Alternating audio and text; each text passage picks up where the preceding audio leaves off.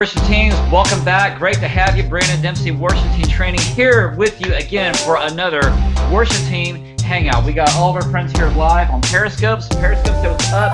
Tap the screen and give us some hearts. They're tapping on the worship leader here right now, letting everybody know what's going on, sharing out. And man, we're excited. We got a fantastic show for you today. Cynthia Cullen is here. Today is December the 9th, 2015. We first want to say a special hello to you, because you guys follow us on Twitter, Facebook, Instagram, Pinterest, Instagram, Google, and YouTube. So thank you guys so much for being here. We love you guys. We come at you about every day on Periscope. So just on the back screen, as you can see it, you follow us on Periscope. You can see our lovely friends on Periscope right now. We welcome them because they're awesome and they're hearting out everything. And so today we are talking about how we can make the worship experience unique and working with our artists in our community. And we have none other than our great, fantastic guest, Cynthia Cullen. So as we do this today, we are going to talk also about next time coming up. You got to check it out. When we get through with Christmas, first of all, say hello to this man right here, Rich Kirkpatrick, because Rich is going to be bringing us the 6 hats of worship leading coming up. Right, Rich? How you doing today? I'm doing good. Great, man. Great to see you today. 6 hats. See, this is one of them. Why did you remove the glasses, man? Why'd you do that? Well, it depends on how close the screen is. So, you know, I guess that is better. It's not too close to me. Is it for you? I think I'm fine. I mean, I was kind of going richless for a second. I didn't like that. So it's okay. So, hey, coming up, this man that I just showed you, Rich Kirkpatrick, we're coming up on the next webinar that we have at Worship Team Training, so be sure to sign up. You can go to worshipteamtraining.com/events, and you can see all the webinars that we have posted. Plus, we also have Laura Marriott is going to be coming to do a webinar too. That's coming up in January. Oh, and check this out. I almost forgot. Our great friends for the Hangout, Laura Marriott, is coming up later on December 16th. She's going to be doing some vocal stuff, so you can't miss that. Also, we have our Christmas special with Rich Kirkpatrick, who's feverishly drinking his coffee and not paying attention, but he's going to be on the show, so you can't miss that. And so be sure to check us out also, if you haven't, on Facebook, Twitter, Instagram, and you're already here on YouTube. Periscope, you can join us every day. Just follow Worship Team Training. Sorry, I'm just getting my light fixed. Brandon Dempsey, Worship Team Training. Also, that's on Periscope. And also be sure to follow us on Bible.com, because Bible.com, we have our devotionals go out. You can also see everything that I'm reading, what I'm tweeting, what I'm commenting, and also the devotionals that come out of there, and music articles, all good stuff rolling on worshipteamtraining.com, and our new blog site that we're lifting off. So excited about that, but even more excited about this lovely lady right here, Cynthia Cullen. Cynthia Cullen. Let's talk about her. Cynthia is the worship arts media director over at Hilton Head Island Community Church, South Carolina, and that's by Fred McKinnon, right? Fred McKinnon's over there, right? Fred's a friend of mine. He's in St. Simons. Mm-hmm. He's an awesome dude. He is. I love Fred. So then she's planted this church 8 years ago with her and her husband, and who's the lead pastor. They have, wow, I coughed when I saw that because. You have many children. 2. That's not many. I didn't say. Oh, I thought it said 8 children. I was going to say. No. What? Okay, 8 is enough happening right here, right now. So anyway, Sydney and Sean are her 2 beloved children. Cynthia has been in worship arts ministry for 22 years, serving in cities like Miami, Atlanta, New York City. She's a keyboardist, guitarist, worship leader, songwriter, arranger, and has produced several records for artists and churches. And Cynthia is most passionate about investing in the next generation of worship leaders, and serves on 6 different worship leaders at her church. So you can follow her at Cyn Keys. That's at CYNKEYS on Twitter. Everybody, please welcome Cynthia Cullen. Cynthia, how are you today? Oh, glad to be here today. Great to have you. How you feeling? I'm good. It's Christmas. It's crazy, you know? Right. Well, we didn't scare you off in the pre-broadcast, so glad that you're still with us. I'm still with you. Awesome. Good deal. And Rich, you're doing good today, too? I'm doing great this morning. I just, as you saw, I finished my coffee. Yes, I So did. West Unfortunately. Coast time, it's only 9 here. So. Yes, I did. So let's do this. I want to go to the. We're talking about how do we make our worship services unique without reinventing the wheel. So, Rich, let's get your take on that. What is it?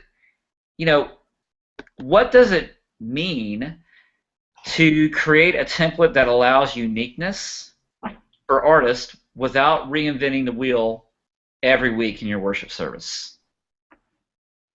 Well, the question is telling because um, you have to reinvent. I think first of all, but really the template you use is relationships, and that takes a little bit of carving out time because these may not be people that are on your worship production on a regular basis.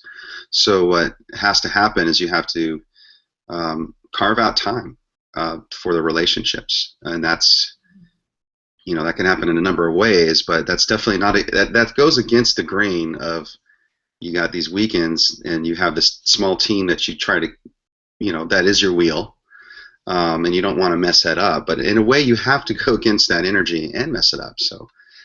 I think that energy is just saying the first step is what relationships are you building, am I building to outside of that weekly thing. So when I have like a special service, I know enough people that may participate in a project, but maybe not on a regular basis. Right. Cynthia, what does that mean for you? Can you talk about how do you not reinvent the wheel every week? Because I'm one of 6 other worship leaders, it's very difficult because all of us have our own unique styles and the way we lead, songs that we choose to lead with. So I agree with Rich. It has to start with relationships. I think you can't circumvent the process of building relationships with your team and creating a culture where there is consistency from week to week, but yet having the opportunity to kind of tweak, as Rich was saying, and give people the freedom to express themselves. I think communication is key, but building in that time, as he said, and our team, our worship leaders, we meet monthly, and it's a time that we hang out, we fellowship, we learn together, we read books together. We had Rich on this summer with us, and he invested in us for an hour, just investing in our team about his book, and I think that's important, and just constantly being in front of your team to communicate what is a constant and where there is freedom for them to be expressive and do that. But there's no way to circumvent relationships. You have to spend time with your team. Yeah, that's good. Well, and spending time with the team, that just brings more consistency of relationships between themselves and the team, which of course betters the worship leading experience because people see that, right? And that's the template to specifically answer the question, the template, if you were to put it more in a spreadsheet kind of format, is you have a certain amount of time that you obviously need to develop those who keep the Sundays going, like Cynthia's 6 worship leaders, which is going to take that template of that meeting to make sure it's all going. But then in your template you have to carve in just some space for that more. True. All right, so let's flip this over. There's a lot of talk, like even on a Periscope here, and there's been much talk for years and years. This is not new, but the topic about volunteers and professional musicians. Do you pay? Do you volunteer? How does that all work out? So, Cynthia, can you shed a little light on that topic? Sure. In the kind of 15, 20 years that I've been able to have resources to make those decisions, it has worked very effectively in our environments for volunteers and professionals to coexist. How do you do that? We clarify a professional as someone who actually earns their living by making music. And I'm very clear with our team when we have professionals that come in that that's kind of how we define that. And I've had a really good experience with this. We've had people that were paid to play right alongside volunteers who were not. And just from my experience, being that we communicate why we do it, and everybody on the team really wants us to have a great product, and wants us to do well, I haven't had any issue with this as far as people feeling that if they're not paid, they're less than. But I think that's a cultural thing. I think that in our environment, we don't treat a professional that's paid any different than a volunteer. The expectations are no different. Yeah. And so I think that creates a good culture where the money doesn't really define it. It's the involvement in community that defines, and how everybody plays a different role in a different way. And it's actually been a good experience for us. Yeah.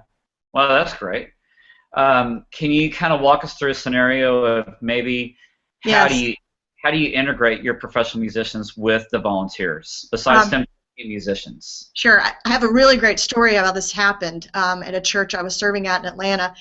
We were in a season where we were just struggling to find a really good bass player, and we had 2 to 3 deep on drummers, 4 to 5 deep guitars. We just didn't have a good bass player, and a friend of mine had mentioned, hey, there's this guy that, he would be willing to probably come and play at your church every Sunday if you paid him. If it was, so I went to the team. I went to our whole team. I go, hey, I know this guy. We'd have to pay him, and overwhelmingly, it was kind of funny. Everybody was like, yes, because they wanted to do it well, and they knew this was a weak link. And he ended up playing with us for like a year or so. And he even stayed in the mix, even when God brought us new volunteers to play bass, because there was a community that had developed with him. So I think being honest about it, I don't really hide that information from anybody, because they know in our community who actually makes a living, and especially on HillNet, who actually makes a living by playing music. So because we're close in community, we communicate, we talk. I think that's very important for people to know why. And in our environment, I'm not able to financially really pay people what they're worth. I call it thank you money. I really appreciate, because I know this is how you make your living, and I really value the gift that you have and that you're willing to share it with us. Right. Man, that's great. Rich, have you had that similar experience, or what have you done in your church or past? I would say that for me, the majority of my 20 years in like larger churches has been mostly volunteer by imposition, and this is what we're going to do. As far as we're not paying the musicians. Now, obviously, we had multiple musicians that were on staff, though, on some of these places, so it's kind of not fair, because if you have your lead trumpet and your arranger as part of the band, and then, et cetera, you kind of are already sort of there anyway. But I currently, we're not a very large church, but we pay one group of musicians, and we don't pay anybody else. And of course, I happen to be paid as an accompanist, so I have a second hat I wear. Where in the traditional service, they bring me in, and that's my job. And because I make my living as a musician, and so I think that is a terrific differentiation. For instance, I have volunteers on my 8:30 service who used to be professional musicians, but that's not what they do anymore. Mm-hmm. So they would fit in that realm as far as if they were, they would be gigging somewhere. In fact, I think they do anyway, but they don't. It's their church, so they said they just wouldn't want to be paid. And it has caused some friction, even in this setting I'm at now, where there was an individual who, thought he should be paid, but he's not a professional musician. And if we were to pay somebody, we would not necessarily hire that person. But so it's kind of awkward, do you really want to be an employee of the church, of your church? I think the fewer people that say yes to that, your musicians out there, if you're not a full-time working musician, where you feed your family that way, and you expect it as entitlement, I think that's going to hurt the system. But all that to say, integrating them, professionals who are really true professionals sometimes shame some volunteers. One drummer came in. This is when I was actually paid to play keyboard, and they had some volunteers there. He was the most prepared person, who didn't need to be, of any person I worked with. And some people might even know who he is, but he would come in and he would have notes for every single thing in the songs, and he knew more than the worship leader knew about where to take the service, because he had practiced it, and that's why he makes a living doing it. So I think there's volunteers as well. Most houses of worship have better sound systems than clubs out there. Right. And so a lot of times volunteer musicians do not appreciate even the graciousness that the house of worship, their church, has invested in them. whether it's an in-ear system with Aviom or whether it's, buying their guitar strings and things like that. They just don't think that way. So I do think it's my preference bias would be, pay. I think, Cynthia, you have a very, very healthy way of just putting it on the table. If this is how you make your living, and that's exactly, by the way, without us conferring, this is exactly the way I see it. And the second thing I would add that I learned from Saddleback Church is if you're paid, because they were kind of in the world I had to live in where they couldn't hire everybody just by philosophy, the ones they did pay, the secondary thing they added to that was you have to lead something. So in other words, you're going to be leading the sectional, you're going to be leading the rehearsal, you're kind of like staff. And so I think that's another, if you're in an environment like I was, I borrowed that so I could actually pay someone to come in and help my instrumental group or choir or whatever on a leadership basis because they were musically talented enough to offer that part.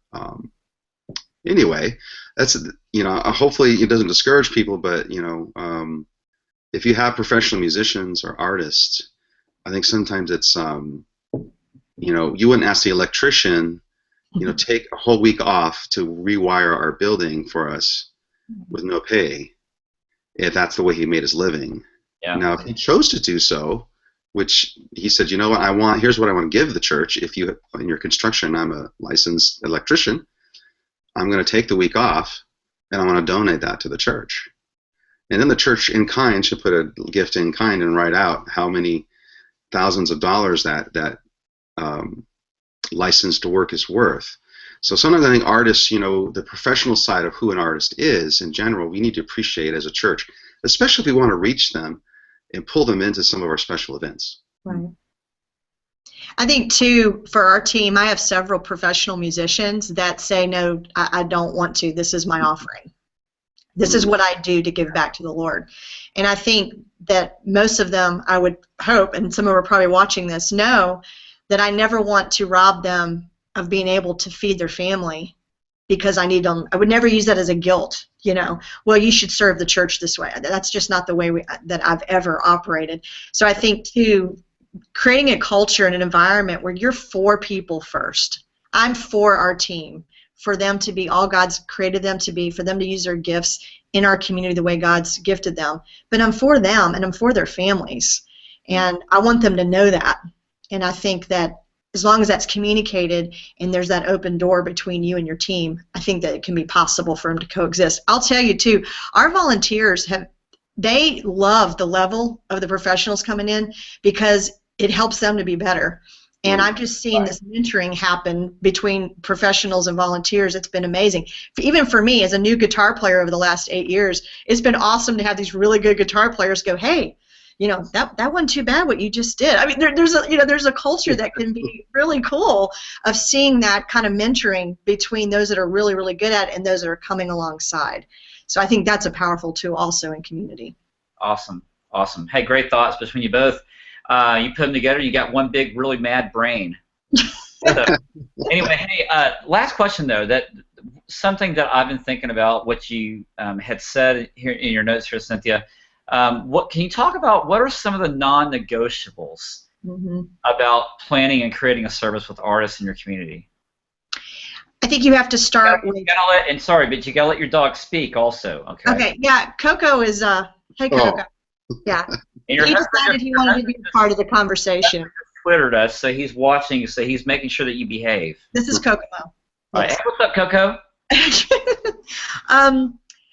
I think, first of all, you have to start with the premise, because I do have worship leaders from the age of 18 up to, we won't disclose that way, but that cross multi-generational, right? Okay. And so what my 18-year-old girl likes versus maybe someone else is going to be different. So I have to find a way to let people be who they are, but at the same time for people to not feel like they're walking into a different church every week, right?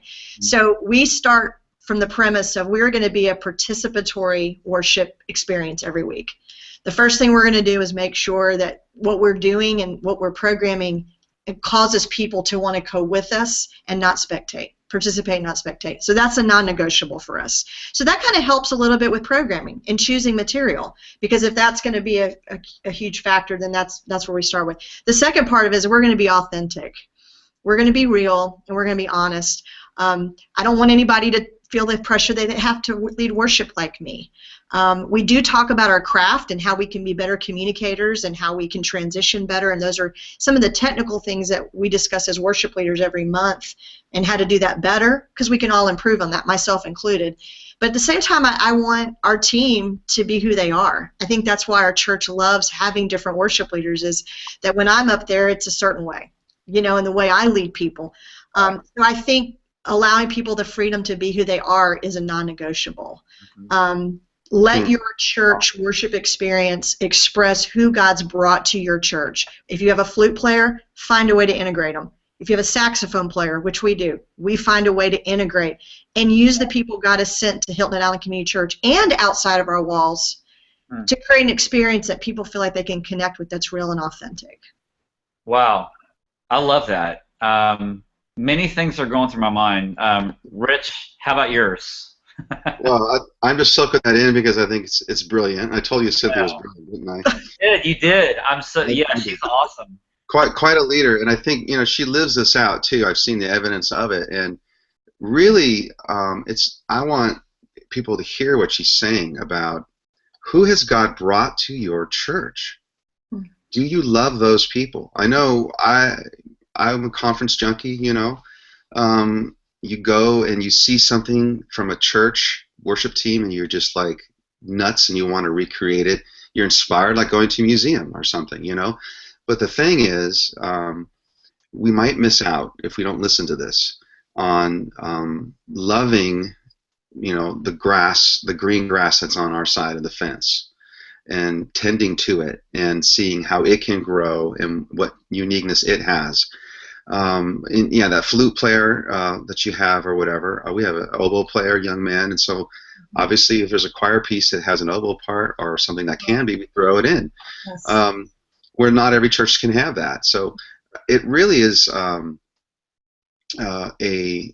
principle, that the higher principle, what I'm hearing in here is, how can you be, this word indigenous, you know, this is the group of people that you're called to reach. And of course, you know, Cynthia and her husband are church planters.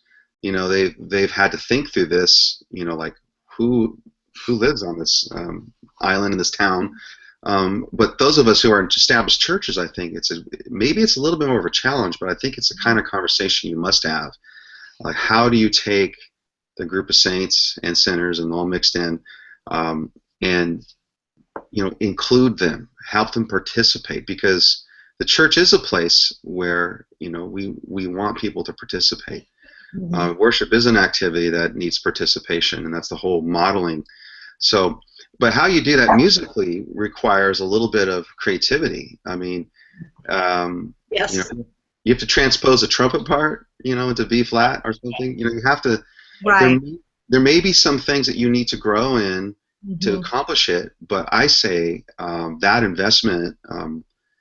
Borrowing the tools or getting the advice on how to accomplish that is great. You know, you have a lot of seminars that'll tell you how to duplicate X brand of worship team from the industry, but this kind of stuff is where the money is. I feel if you can take the young people and older people, middle-aged people in your church that have something to offer and allow them that platform, and we're talking about people who have the skill. Right, and that's important, Rich, because I don't feel God's called me to create an opportunity for everybody that would like to sing and play. I believe, and it's important, and everybody has a different calling, but I've never felt that that's what God placed me in the local church to do. I feel very passionately that God has placed me in the local church to seek out those with musical gifts that need to be, you know, manifested through the local church. So it's awesome when you find that person. That we do a shape assessment at our church, that people kind of fill out stuff and, hey, you played the flute, that's great.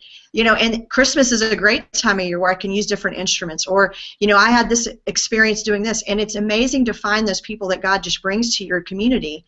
And again, not everybody can fit in that environment. We use ears, okay? We use in-ears. We use click. there's a lot of those things with our environment that not maybe everybody can work with. And, those are non-negotiables about how we do what we do every week. But at the same time, I've just seen God bring amazing artists that honestly, if we just didn't have an open door policy of really trying, and this is my thing, by the way, I live for this, trying to find those people that have a unique gift and trying to find songs and materials that allow them to just musically express themselves in a way that I know our church community loves. Yeah. Amen. Wow. That's awesome. Thanks, Cynthia. Well, it's fantastic to have you. And, man, I really would love for you to come back. I was already saying that at the beginning of the show before we, we're just doing testing here. But great heart, great attitude on worship and people. I love it. I mean, that just fits right in. So, Rich, thanks for bringing her on board. Now we can just lose you and we can just keep her. It's always a risk when you introduce people who are better than you and something. Don't say that. That's right. No, absolutely true. Well, I'm not afraid to say that, but I have no more people too, so you can't get rid of me fast. That's true. He's connected. That's the reason why, Rich, I have you on. So there it is, my friend. So Rich is the one who actually makes this broadcast better. That's it. Thank you. Thanks. Absolutely, man. Our other lovely guests, Stephanie Kelly, Swift, Tim Timmons, Tony, are all recording and in transition right now, so we are missing them, but they'll be back with us on the next worship team hangout. Coming up, we're going to have our Christmas special in the next 2 weeks, so be sure to join us for that. Also, webinars coming up back starting in January with this beautiful man right here, the sixth worship. The six worship leaders of leading. Oh, here we go. I was caught up in the hold the book up. The 6 hats of worship leading. There you go, everybody. That's coming at you in January. I love the extreme close-up. Yes. So be sure to join us for that. Also, Laura Marriott will be on our next hangout coming up this December before the Christmas show. Also, she'll be doing a webinar with us in January. February, we got Tim Davis. We got some other fantastic folks coming in doing vocal stuff. And we want to hear more from Cynthia. So that's just awesome. So, Cynthia, thank you so much for joining us today. Your time. Awesome. And, guys, be sure to check us out. Periscope, worship team training. We got 5 Periscope friends watching us right now, live and replay. You can join them. All you got to do is search, go to Periscope. You can download that on Apple or Droid, and then search Worship Team Training. Click the follow button, follow us. Also, subscribe here to the YouTube channel that you're watching right now. Follow us also back on Twitter, Facebook, Instagram, Pinterest, everywhere else. We love you guys so much. Thanks for joining us, and we look forward to bringing you more worship leading and worship team biblical concepts and stuff that we can equip you to be ready for the next service, but most of all, to equip you for your journey in Christ as a follower of Jesus. Love you guys so much. Thank you for joining us, and we'll see you next time. Bye.